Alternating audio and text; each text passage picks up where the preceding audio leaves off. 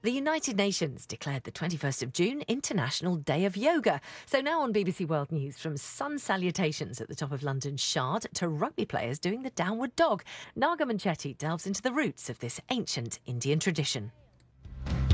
Around the world, millions are celebrating the practice of yoga. In this hectic world, people need to stop. It's popular with celebrities and athletes alike. At first, some of the players didn't want to do yoga because it's girlish. And even the not-so-athletic. So every morning we see you, we know you've done this the night before. Yeah. To ensure a good night's sleep. Yes, I tried to. Morning, I'm Naga. Lovely to meet you. I'm Naga Manchetti, a presenter and a keen sportswoman. Yoga is something I've tried many times because so many people I know love it. My friends say it helps with their core stability, it helps with their flexibility, but I just don't seem to have the patience for it. I know that the roots of yoga are in India.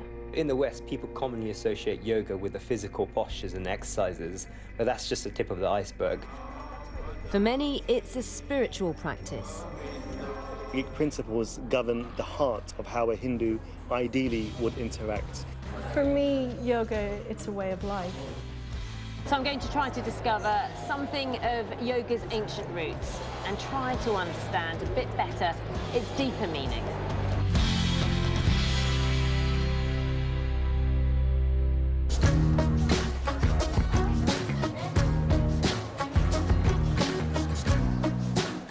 It's the annual yoga show in Manchester.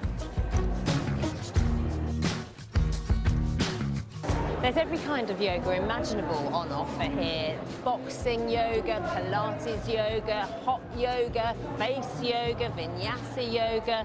If you can think of it, you can probably find it. Finding that still point in your body. Yoga seems to be getting more and more popular. The first year, I think we probably had about 4,000 people through the doors. Our biggest show now, 17,000 over a weekend. I mean, interestingly enough, 35% of the people each year are actually first-timers. Arms to the sides, coming down through your back. Just makes you feel relaxed and you know, if you're stressed, it makes me feel so much more at ease with myself. Press those heels into the mat. Some of the exercises I would have done when I was in my youth tend to take their toll on the body, so you're looking for something that's more in tune with where I am now. Big stretch, ground that back foot. It keeps you fit, it keeps you balanced. It keeps you balanced physically but also mentally.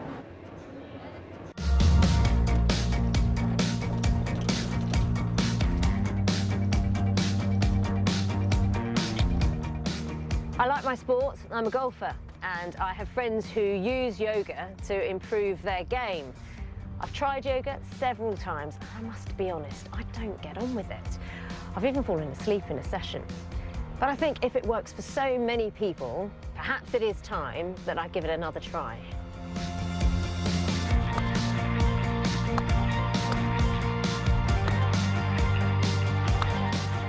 My trainer for the morning is Nisha Srivastava, who works with professional athletes.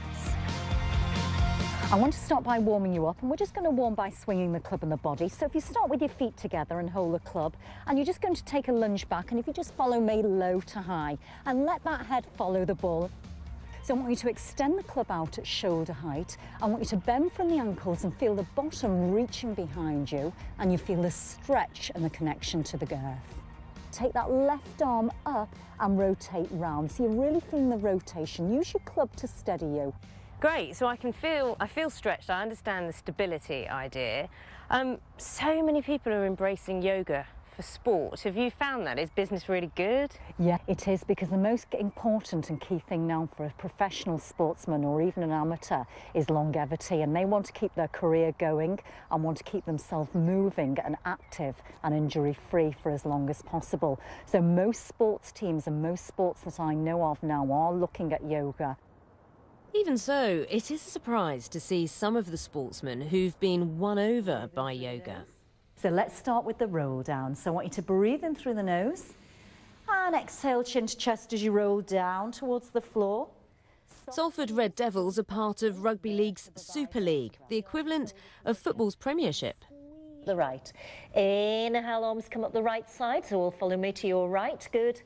And exhale to go down to your left side. It's been done in the USA and Australia, and the New Zealand All Blacks have done it for quite a while. And I approached some of the rugby league clubs here, and I just got the yes, and that's really where it started. And stretch and bend and stay, arms up, palms facing for 1. I've been playing the sport for 20 years now. I'm the oldest swinger in town. Rugby league is a pretty brutal sport in terms of getting bashed about, and if you can prolong yourself and get yourself ready to play each and every game, that's beneficial, and yoga certainly does that. And let those bricks go wide and off the mat so you can accommodate those shoulders. But if you think this is all about exercise, think again. They've turned to yoga here because it offers more than just physical benefits. It allows them to relax in a high-performance environment, and part of the mind and body combination is a big factor that we find yoga beneficial. 2. And bend. This is looking good. And 3. Yoga's impact on the mind as well as the body is what attracts many to the practice. To find out more about where this comes from, I'm turning to Dr. James Mallinson. He studied the origins of yoga and spent years living with one of India's yogis, or holy men. It's a very romantic lifestyle, wandering around India with these guys who basically have nothing, I mean, very, very few possessions. They live, it's not quite off begging, because they don't really have to beg, because they have so much respect from the people that people just give them stuff. Traditionally, it's thought that it was early yogis like these who developed yoga in India 2,000 to 3,000 years ago. It's pretty clear that in its early manifestations, yoga was not to do with exercise or moving fast. It was to do with being extremely still and becoming extremely calm, and your mind just attaining complete stillness.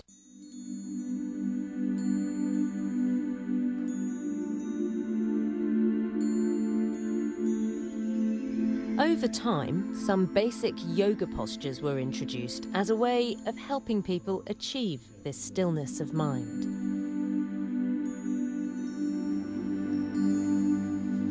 It was several centuries later before more gymnastic postures emerged, such as the famous peacock pose. And interestingly, this posture has both physical and spiritual benefits. The peacock pose is said to burn up poisons in the body, but it's also said to burn up your sins, your accumulated bad karma. Today in India, the yogis continue to view the practice as much more than mere exercise. The traditional yogis in India do draw a distinction between their yogic practice. So in Hindi, Sanskrit words drop the final A. So they talk about yog. What they do is yog, and then they talk about yoga, which is what everyone's doing in the West and in the cities in India. You know, it's big and it's huge in India as well, huge. Yoga is seen as part of India's cultural heritage. It was the Prime Minister of India, Narendra Modi, who called on the UN to declare an International Day of Yoga. But some of India's popular practice looks very different.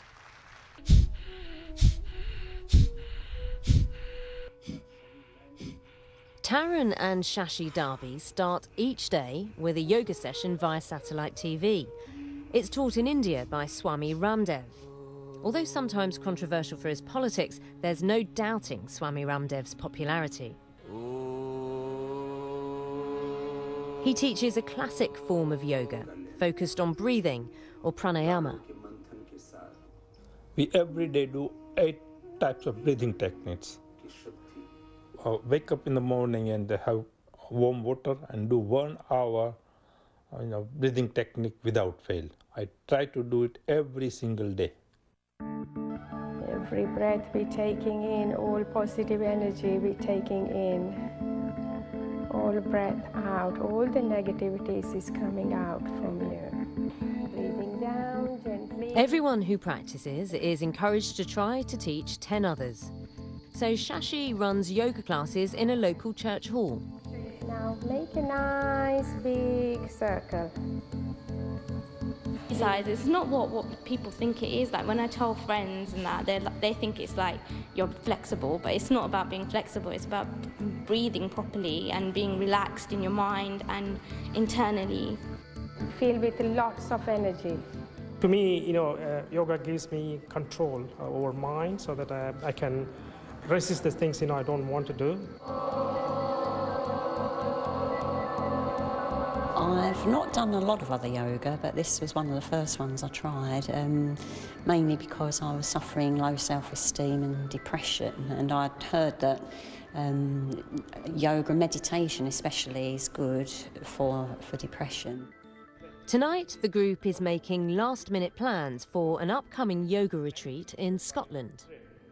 So I have booked 5 taxis from Glasgow Central to go to Marina. We're going close to nature, okay?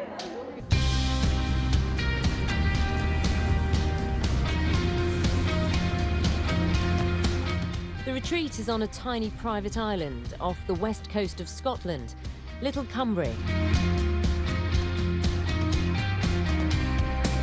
I'm joining 50 intrepid people who've been looking forward to the weekend for a long time. Oh, you're here? I'm here with my girls. Passport. My heart just wanted to be here so much. Island, the fresh air, meditation, the breathing. You can't go wrong coming to this island. We come with passion, so hopefully with all the positive energy, we'll have a best of the best time for all of us. The retreat is run by Scottish businesswoman Sunita Podder and her husband Sam. So it's really nice to see you all, and I'll later continue with your classes. Sunita believes that yoga has helped her control her weight. I'm big, but I used to be, very big. And 6 days, I lost 6 kilos, nearly a stone in a week. And I couldn't believe that. I jumped on the scale for 3 times. And I said, this is not possible. It can't happen. It's not possible. There's no way. And that changed my life.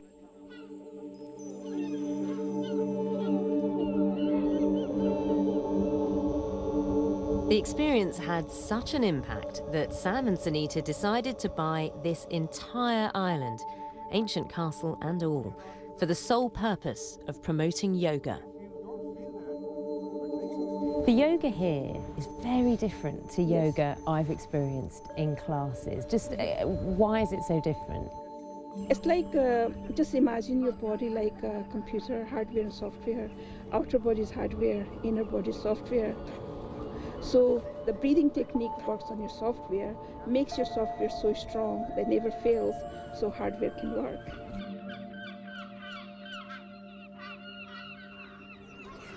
I've got to say, the idea of stripped back yoga without many postures to engage my brain sounds like a bit of a challenge. Still, I suppose that's the whole point.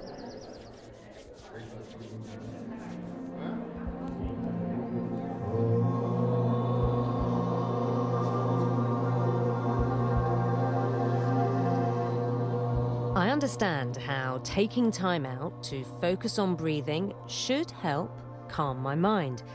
But at my first attempt, I can't say I felt any immediate benefit. But on the island, I appear to be in the minority. They're all relaxed, energetic, everything now. Look, we're all fit as well now, There's a kind of missionary zeal amongst many of those here this weekend, and they want others to feel the benefits that yoga's given them.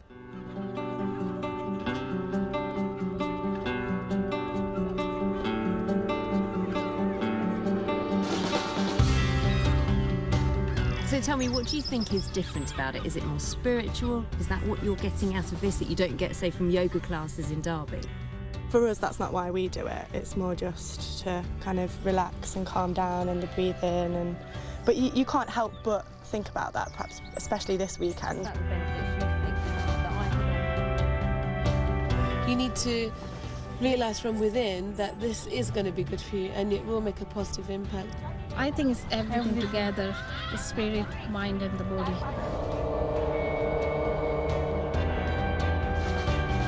I think there's a real chance if you do this that you will be able to think more about yourself and be more conscious, and perhaps that would make you feel better inside. But I, so far, don't feel moved, but of course this is only the first time I've tried it.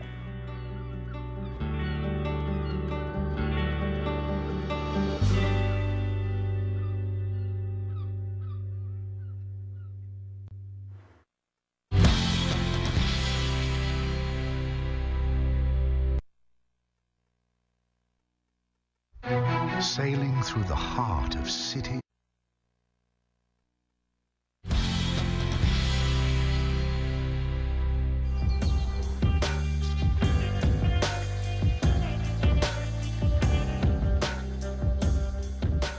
This is Bhaktivedanta Manor in Hertfordshire, a gift from the Beatles' George Harrison to the Hare Krishna movement. I've been invited to join Padma Rafferty for early morning yogic practice. What's happening? The individual people that you see here, they're chanting the Hare Krishna mantra on each bead, and it's a time for personal prayer and meditation. The aim of those here is to connect with the divine. To do so, they need complete control of body and mind. Meditation is one way of achieving this. But worship also focuses on God.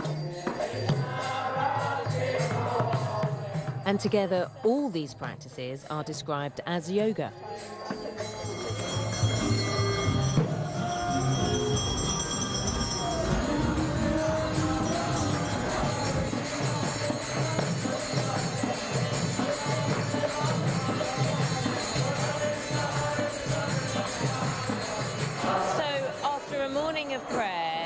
Culminated to this moment, the peak, the focus of concentration as they make offerings to God.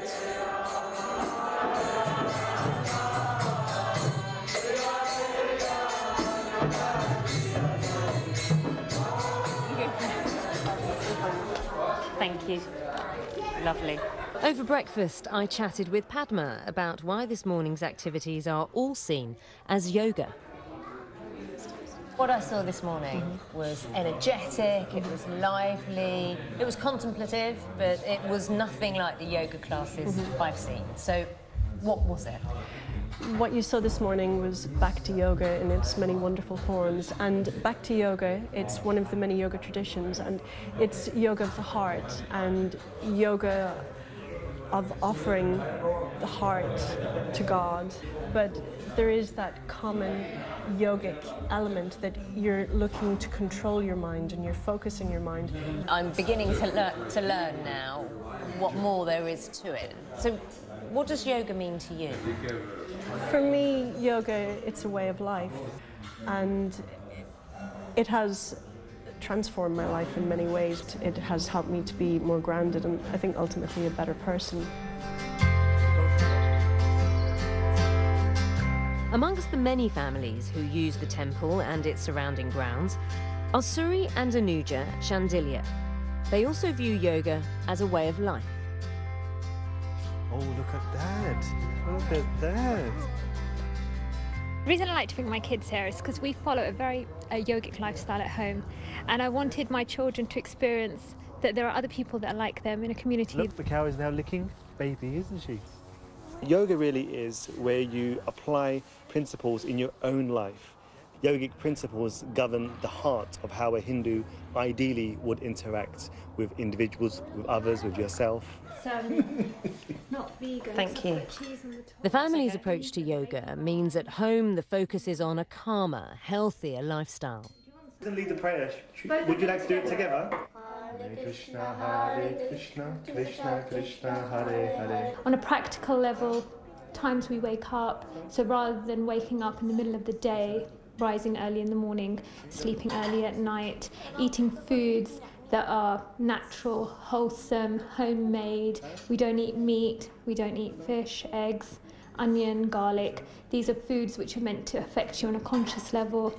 Is it a religion? Is it a faith? Is that how you view it? Yeah, actually I believe that yoga is very much the heart of Hinduism.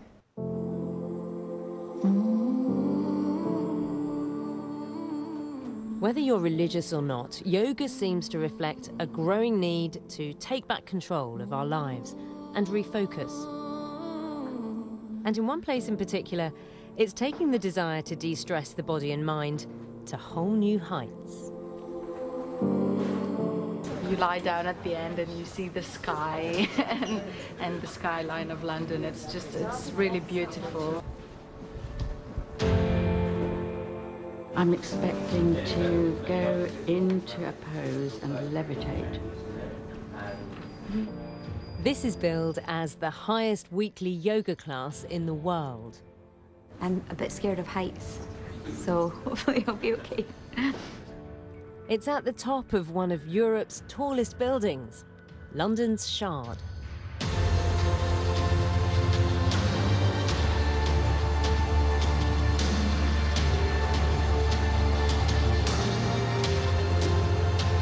So let your eyes be nice and light inside the sockets.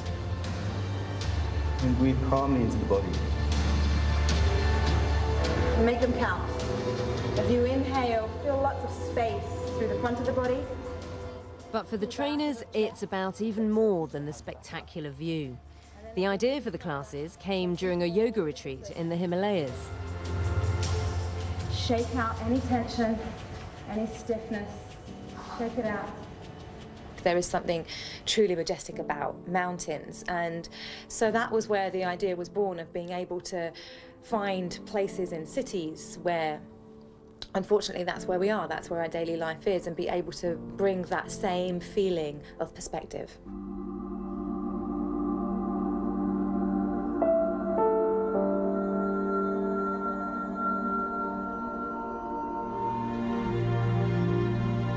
Every pose was just a floating up higher. It was absolutely transcendent.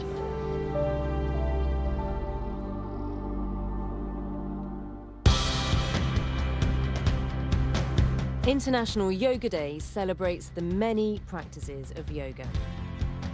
For thousands of years, it's been helping people escape the distractions of life to focus on what matters most.